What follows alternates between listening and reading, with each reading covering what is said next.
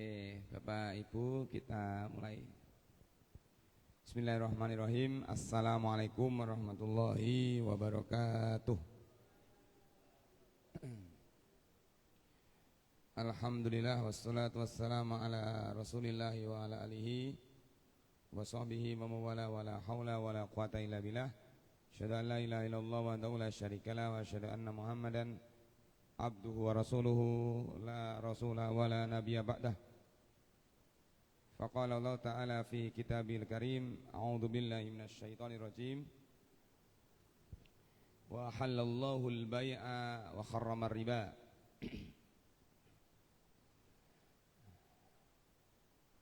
Amma ba'du, Allahumma la sahla illa ma ja'altahu sahla wa anta taj'alul hazana idza syi'ta sahla. Baik, Bapak Ibu, kita awali dengan membaca basmalah. Bismillahirrahmanirrahim. Ini pembahasan kita masih di pembahasan Kitabul Buyu' ya. Hadis ke-686 ya.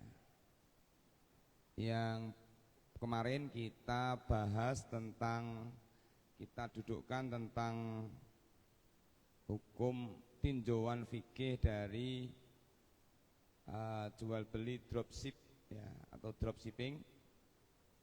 Kita bisa melihat dari beberapa tinjauan yang kemarin itu ya, dari sisi dropship dilihat dari tinjauan samsaroh, kemudian bisa dilihat dari akad salam ya. Itu diantaranya yang paling dekat ya.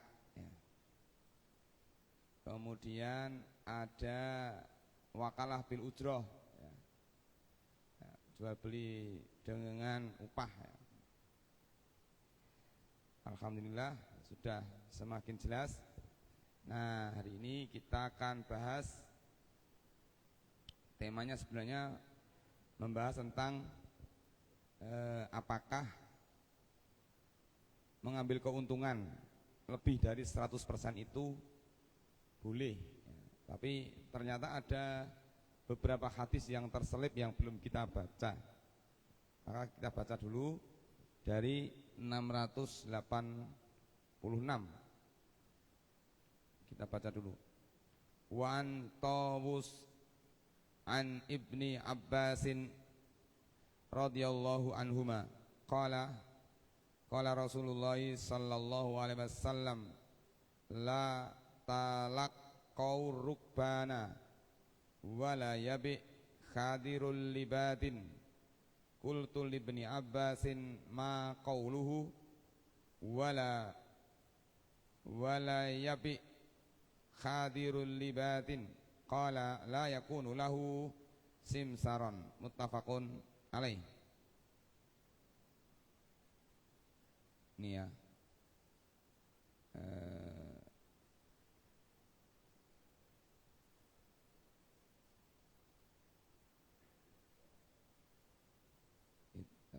bilangan angkanya agak beda. Nih, penomorannya maksudnya.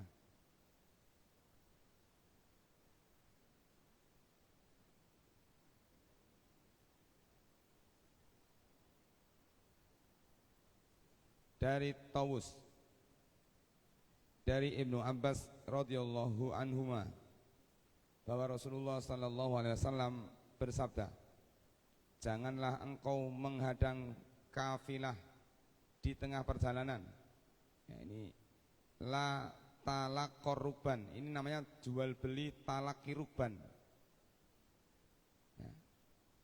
Nanti ada nama lainnya ya. Ini la talak korban. Talak korban itu ada dua istilah. Talak korban ini asal katanya iltaqo yaltaqi, menghadang. Rukban itu rokiba yarkabu, itu orang yang menunggangi kendaraan ya, maksudnya janganlah engkau menghadang kafilah dagang ya, di tengah perjalanan. Jadi kafilah dagang itu tujuannya mau datang ke pasar. Misalnya orang kota mau jual ke pasar di desa lah, dicegat di tengah jalan. Namanya talaki ruban. Nanti kita bahas di sini. Wala yabi khadirul libatin. Janganlah orang kota menjual kepada orang desa.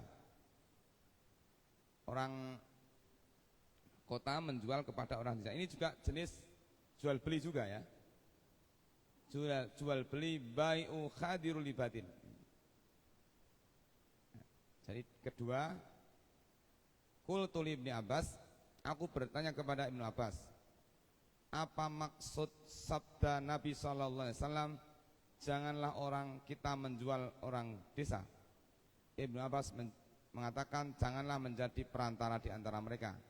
Perantara dalam arti berbeda dengan maksud samsaroh yang kemarin ya. Kalau samsaroh itu kan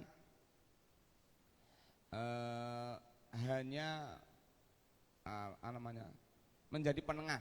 Tapi kalau yang dimaksud Ibnu Abbas di sini adalah untuk mengelabui, ada unsur pengelabuan kepada orang desa. Baik, lebih jelasnya saya buatkan tulisan sederhana di sini.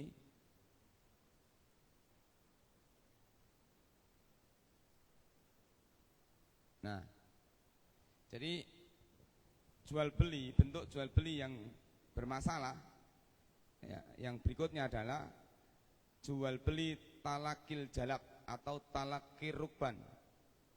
Nah, namanya dua ya. Sebenarnya secara substansi ini namanya adalah maksudnya sama gitu.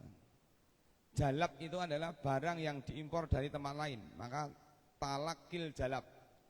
Jadi barang yang datang dari tempat yang jauh, sebelum dia sampai ke tempat tujuan itu dihadang dulu. Jadi jalab itu barang yang diimpor dari tempat lain. Nah, istilahnya talakil jalab, yang dihadang itu barangnya. Tapi kalau talakir ruban itu yang dihadang yang jual. Karena yang jualnya naik kendaraan. Ruban itu naik kendaraan. Nah, maksudnya apa? Ini sama sebenarnya, sama. Sebagian pedagang menyongsong atau menghadang kedatangan barang dari tempat lain dari orang yang ingin berjualan di negerinya, lalu ia menawarkan harga yang lebih rendah atau jauh dari harga di pasar, sehingga barang dari pedagang orang luar itu dibeli sebelum masuk pasar dan sebelum mereka mengetahui harga pasar itu berapa. Pripun Pak, modelnya pripun iki? Jadi enten tiyang niku jual beli, maunya orang ini mau jual ke pasar tertentu, tapi sebelum sampai di tempat itu sudah dihadang oleh para pedagang. Gitu. Sebelum orang tadi tahu harga jual barang itu di tempat tujuan itu berapa, dia hadang dulu, kemudian dia beli dengan harga murah. Sebenarnya kalau tidak dihadang, dia bisa menjual barang itu lebih tinggi di tempat tujuan. Ini namanya talakil jalab atau talakir rukban. Nah, jumhur ulama mengatakan hukum jual beli model seperti ini itu tidak diperbolehkan karena ada unsur pengelabuan. Ya. Ini ya. Nah, Rasulullah sallallahu alaihi wasallam ayu talaqqal jalabu. Rasulullah melarang dari talakil jalab atau talakir rukban. Sebagaimana juga Abdullah bin Umar pernah bercerita, kunna natalak korubana fanashtari minhu mutu'am. Dulu kami pernah menghadang para pedagang dari luar. Kami hadang, kami beli makanan mereka. Maka kemudian Nabi melihat dan Nabi melarang kami. Ya, fanahanan Nabi sallallahu alaihi wasallam an nabi'ahu hatta yublagha bihi suqut ta'am. Nah, kami dilarang untuk menghadang mereka sampai mereka melakukan jual beli dan membiarkan mereka sampai di pasar dan bisa berjualan di sana. Ini ya.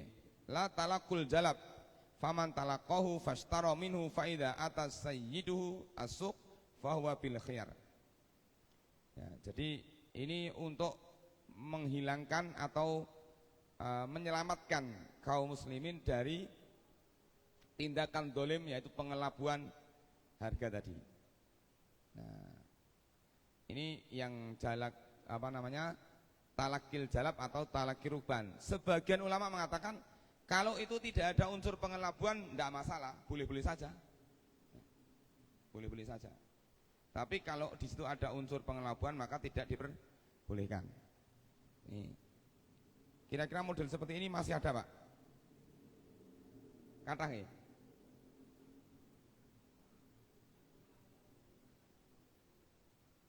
Oh nggih. Tapi keuntungan yang didapatkan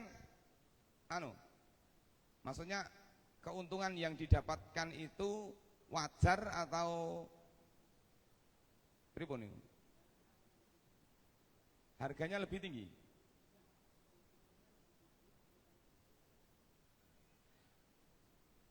Itu biasanya pemain apa pedagang kecil apa? Oh. Nah, ini sebagian ulama mengatakan kalau di situ ada unsur pengelabuan maka tidak diperbolehkan, karena buktinya Ibnu Umar pernah menghadang pedagang makanan dulu, dihadang kemudian Nabi melarang gitu loh. Tapi kalau tidak ada unsur pengelabuan maka tidak masalah. Nah, dua larangan dalam satu hadis ini. Yang kedua ini hadir libat, ya, menjadi calo untuk orang desa. Maksudnya gimana? Nih, ini ada dua kasus nanti, Pak. Jadi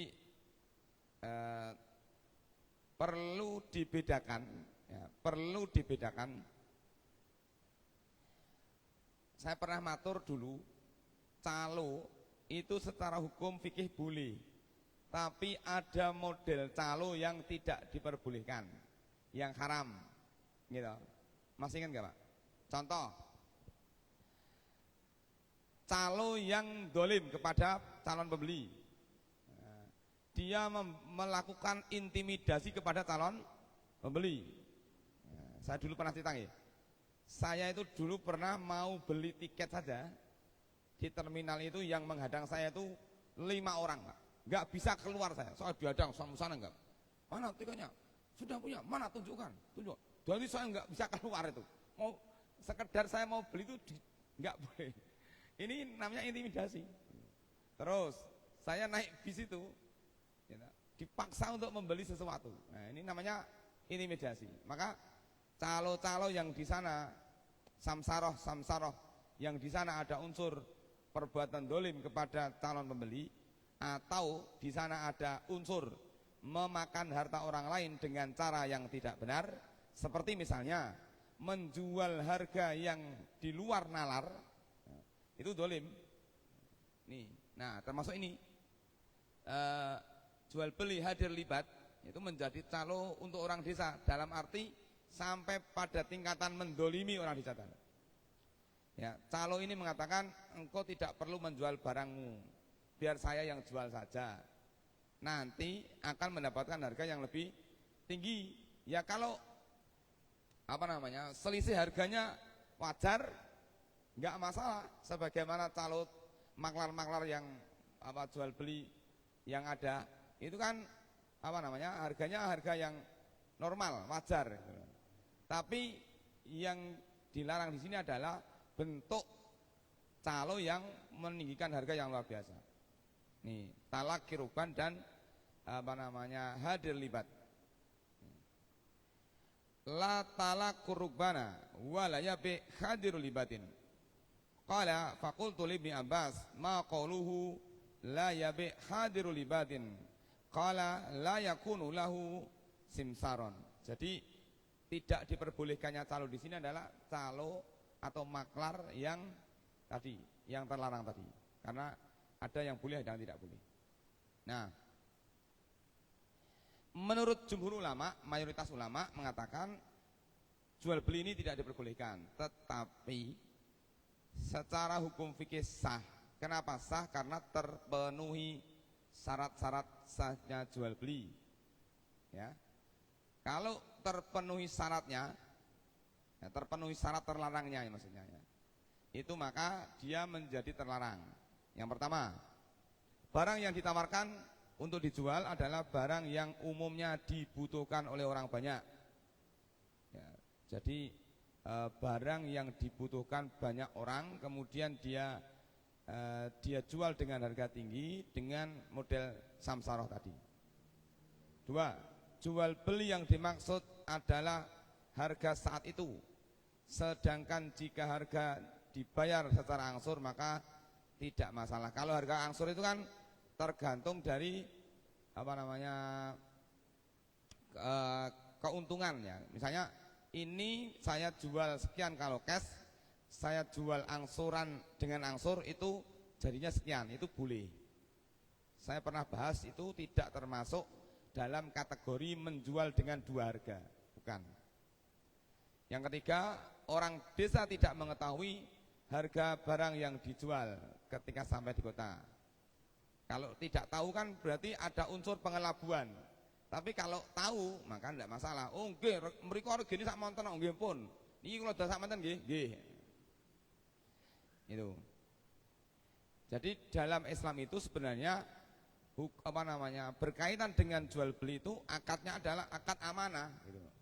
Jadi bukan semata-mata mencari keuntungan, tetapi ada unsur ta'awun ya, ada unsur ta'awun. Makanya nanti kita bahas apakah orang yang menjual sesuatu dia boleh mengambil keuntungan lebih dari 100%. Nanti kita akan lihat beberapa dalil yang berkaitan dengan aturannya, keuntungannya. Oke. Kita lihat sini. Hadis berikutnya ya. Oh ini tadi sudah. Kita bahas. Nah, ini sudah. Intinya saja.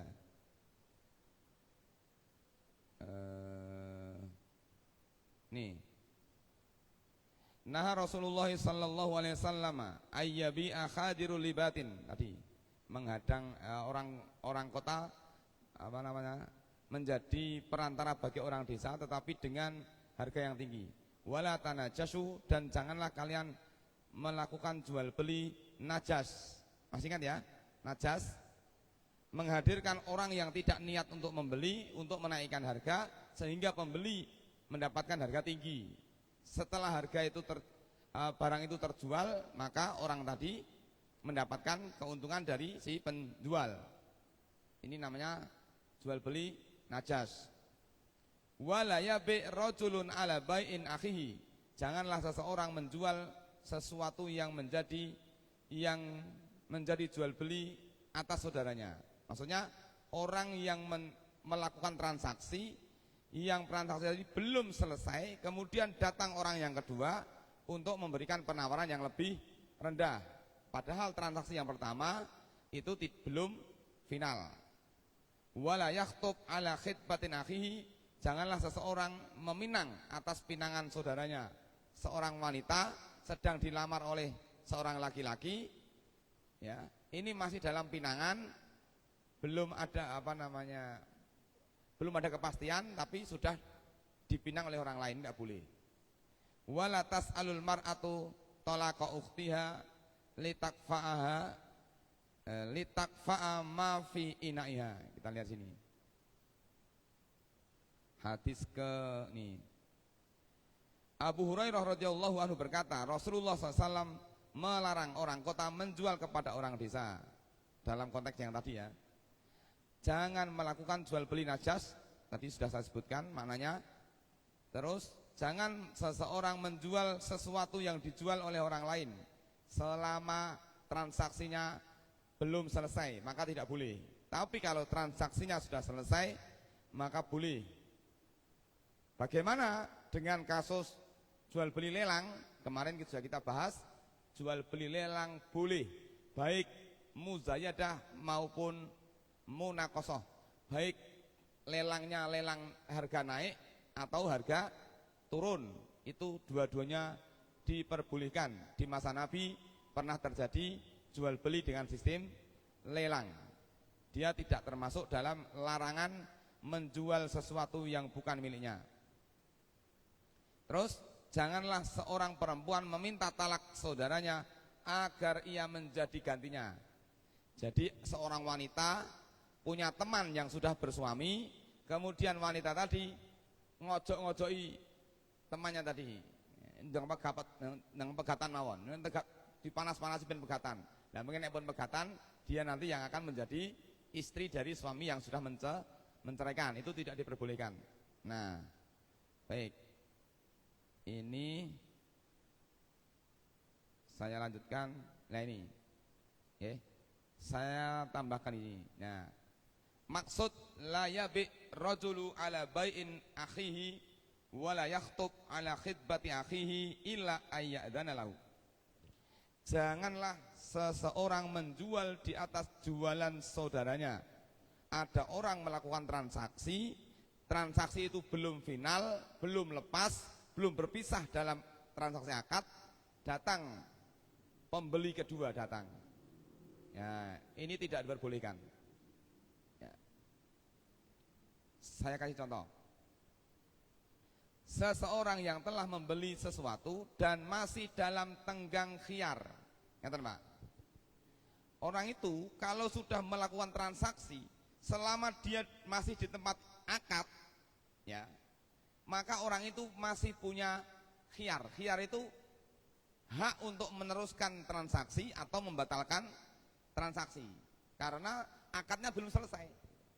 Begitu akad selesai, kedua orang antara penjual dan pembeli berpisah, maka sudah tidak punya hak khiyar lagi. Nah, ketika ada penjual dan pembeli masih berada dalam transaksi akad, maka orang itu masih punya hak untuk khiyar, untuk melanjutkan atau membatalkan transaksi. Dalam konteks ini tidak boleh ada orang ketiga, baik itu penjual baru atau pembeli baru yang ikut nimbrung. Misal ada pembeli baru, pripun Pak, niku disade pinten? Niki 5 juta.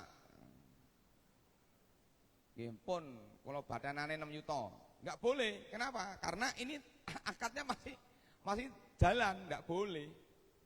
Ya, karena antara penjual pertama dan pembeli pertama masih terjadi akad dan masih berada di tempat itu. Kalau dia belum berpisah, dia masih punya hak untuk meneruskan atau membatalkan. Atau yang datang bukan pembeli kedua tapi penjual kedua. Pripun Mas, jenengan tumbas niku pinten? Niku 5 juta niku barangnya kaya ngopo? Oh, barangnya enten iki. Kula nggih duwe. Kula nggih duwe persis barangnya niki fotone, barangnya persis. Bon, kalih kula 4,5 mawon. Enggak boleh, Pak. Wong dia masih akad transaksi kok. Enggak boleh. Pastikan dulu pripun, Pak. Jadi apa ndak? Jadi clear. Jadi kalau dia membatalkan transaksi, baru antara pembeli dan penjual sudah selesai akadnya, baru boleh melakukan transaksi. Jadi yang dilarang itu bukan hanya pembeli kedua, tapi penjual kedua pun juga tidak diperbolehkan, gitu loh. Ini ngerusak tatanan ini. Padahal model ngeten niku enten mboten, Pak? Wenten mawon. Ayo piye tak bateni lho. Niku masih terjadi akad transaksi kok. Bateni pripun. Itu karena ya, ini yang kadang-kadang ya. Lah dulu kan kita pernah bahas juga kan? Kita itu transaksi dengan orang, ya. Kemudian orang yang menjual tadi masih di tempat itu, kemudian ada orang yang membeli barang yang baru saja kita beli, itu saja tidak boleh, harus pisah dulu. Misalnya ya, beli sepeda motor, saya beli sinten riku, ya, pinten Mas? 15 juta, oh nggih pun, jenengan bayar 15 juta. Dereng berpisah di tempat itu, ada orang nawar, kula ini 17,5, boleh 17,5 nggih pun kula bayare. Nggak boleh Pak, kita pisah dulu, pisah dengan penjual pertama. Lah kok ngoten, untuk menghindarkan tindakan dolim kita kepada si penjual pertama. Langgohno umpama awake dhewe mboten pindah keng mriku, sing dodol nak yo gelo to. Lah iya to tak tengahe payu ya tak tulke 15 juta lah ya 2,5 juta melayangan ngoten. Itu aja enggak boleh gitu. Jadi syariat itu sampai mengatur sedemikian rupa supaya tidak terjadi tindakan dolim antara penjual dan pembeli. Jadi yang dilarang bukan hanya pembeli kedua, tapi juga penjual yang kedua. Itu maksud dari janganlah salah seorang di antara kalian menjual barang dagangan milik saudaranya, orang yang sedang transaksi. Nah, ini bentuk lain. Ini berdasarkan dalil la yasumil muslimu ala saumi akhihi wala yakhtub ala khidbatihi. Janganlah kalian melakukan saum. Saum itu penawaran di atas penawaran saudaranya. Nih, ada juga bentuk yang mirip, yaitu saum. Saum itu menawar. Ada dua orang yang tawar menawar. Penjual menawarkan barang dengan harga tertentu, dan pembeli pertama sudah ridho dengan harga tersebut. Kemudian pembeli kedua datang, ya, ia melakukan penawaran. Akhirnya pembeli kedua yang diberi barang dengan harga lebih atau dengan harga yang sama dengan pembeli pertama. Ngenten Pak, ngomong ngenten. Niki enten dodolan aqua misalnya. Nah, kula dodol aqua, sret. Nah, kalian jenengan, monggo. Nah, niki pun ajeng bayaran. Enten pembeli datang lagi. Tembus napa? Aqua niku napa? Oh nggih. Pinten? Kang 1.000. Nah, kula bayare, lha pinten 6.000? Atau tetap harganya 5.000, tapi orang pembeli kedua itu seorang pejabat. Gandeng jenengan Mbah Lurah nggih kula paringin jenengan. Sing pembeli pertama kan ya mlungu, Pak. Ini namanya saum. Kudune gitu, kudune nek ngerti niku nembe ditawarti, nggih pun nglenggono mawon mboten sah namar barang niku.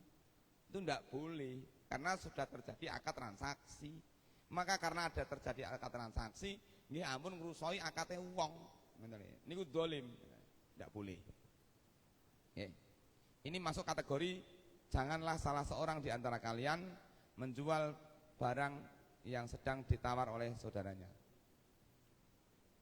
Nah, ini la yasumil muslimu ala saumi akhi.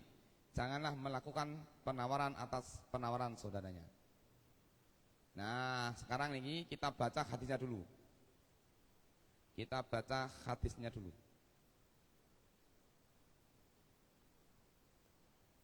Sebentar. Kalau ini beda lagi ya ini ya.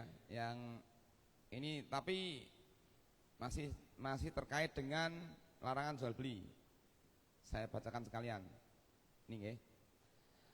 An Abi Ayyub Al-Ansari radhiyallahu anhu qala sami'tu Rasulullah sallallahu alaihi wasallam man farraqa baina walidatin wa waladiha farraqallahu bainahu wa baina ahibbatihi yaumal qiyamah. Ini Pak. Hadis ini diriwayatkan dari sahabat Abu Ayyub Al-Ansari.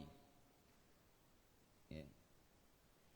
Aku mendengar Rasulullah sallallahu alaihi wasallam bersabda, barang siapa memisahkan antara seorang ibu dengan anaknya, ya, Allah akan memisahkan dia dari kekasihnya pada hari kiamat. Dulu di masa Nabi itu masih ada jual beli budak, jual beli budak masih ada. Sekarang sudah nggak ada. Ya ini, maka ini terlarang.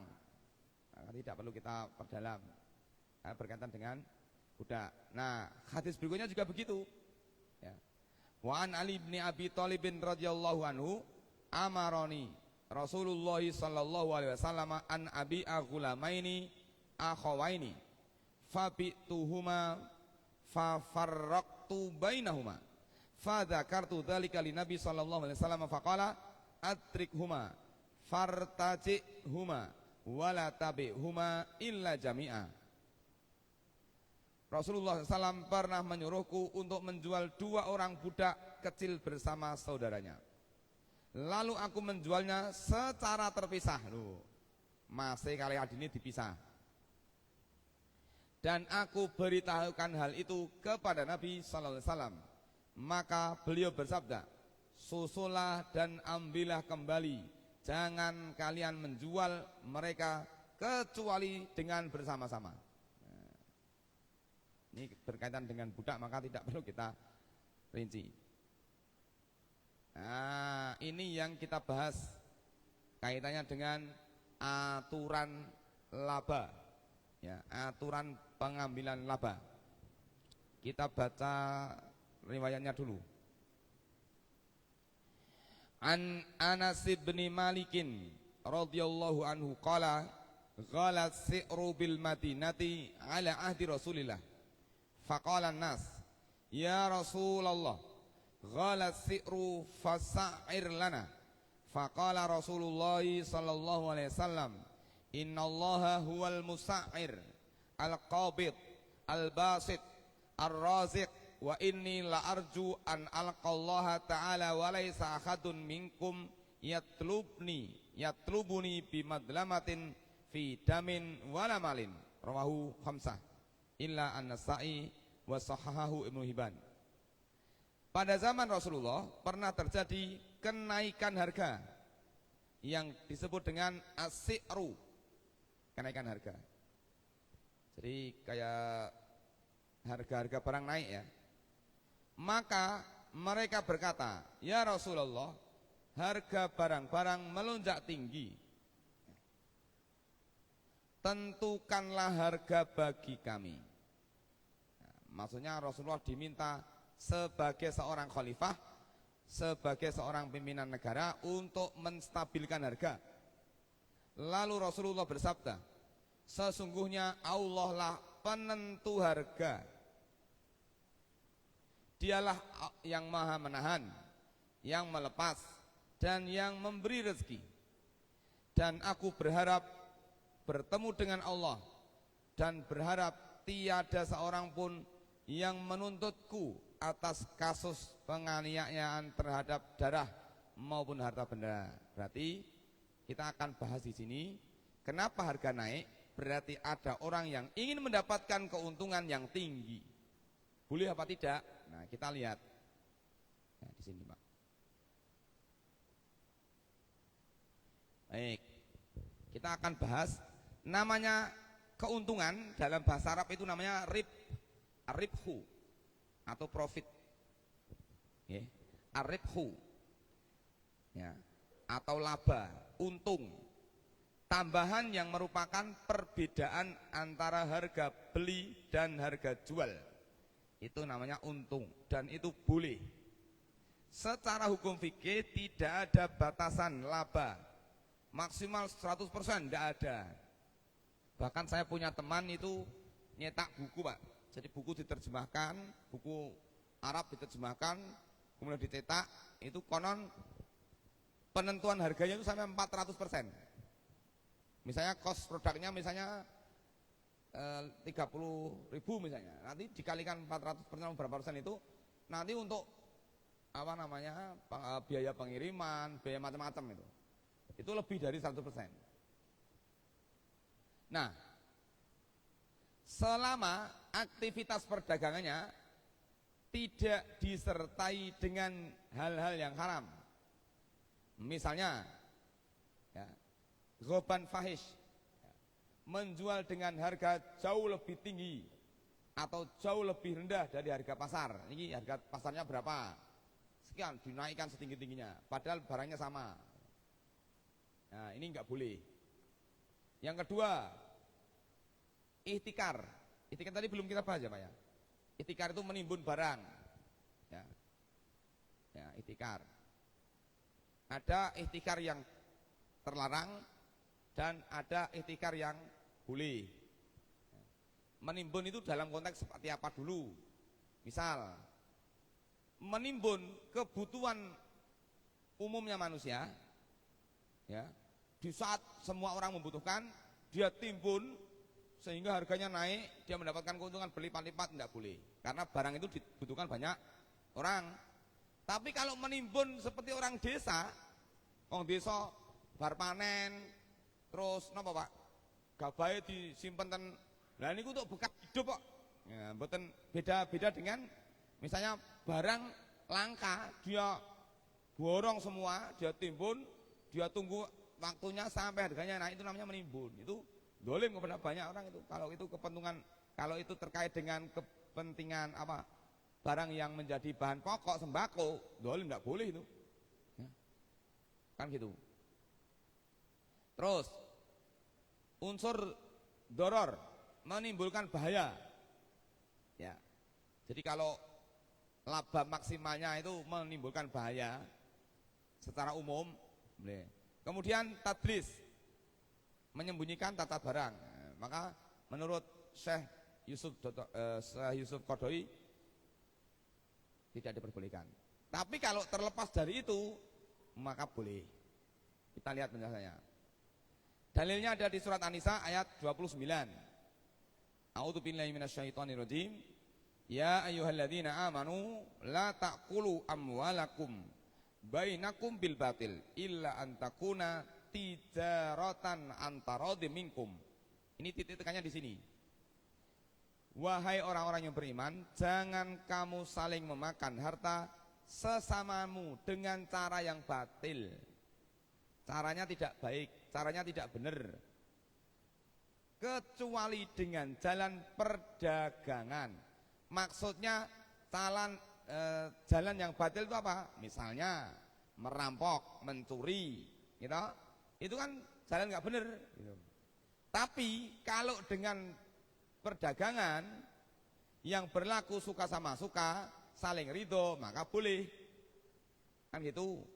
Nah, karena perdagangan saling ridho, saling suka sama suka, saling rela sama rela, maka karena jual beli yang begitu itu boleh, maka selama itu apa namanya, saling rela, saling ridho, keuntungan yang didapatkan dari hasil perdagangan itu maka sah saja. Ya, karena perdagangan jual beli itu tujuannya untuk mendapatkan laba. Mboten enten ceritane wong dodol ana ora, alah mboten badhe blas. Jelas enggak mungkin kan gitu.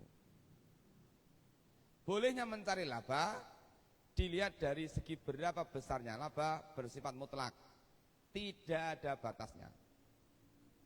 Ya, karena keuntungan itu bersifat mutlak, sementara kaidah fikih mengatakan al mutlaqu yajri ala itlaqihi malam yarid dalilun yadullu ala taqyid. Dalil yang mutlak tetap kepada kemutlakannya selama tidak ada dalil yang menunjukkan batasan. Selama tidak ada larangan dari Nabi atau dari ayat Al-Quran yang melarang kita bahwa batasan keuntungan itu sekian, maka tidak masalah. Tetapi ada pendapat, ya, diantaranya Imam Malik. Nah, Imam Malik dan ulama, sebagian ulama Malikiyah mengatakan bahwa ada batasan, ya, batasan apa itu namanya keuntungan, tetapi keuntungan itu didasarkan kepada wasiat. Ya, makanya karena ini dikiaskan kepada wasiat, maka jumhur ulama mengatakan tidak pas. Maka yang benar adalah tidak ada batasan apa itu keuntungan yang boleh diambil dari seorang yang sedang melakukan transaksi jual beli. Ini dalil keduanya. Coba Pak, lihat Pak. Seorang sahabat Urwah, ya, Urwah radhiyallahu anhu, ya, pernah memberikan kepadanya uang 1 dinar.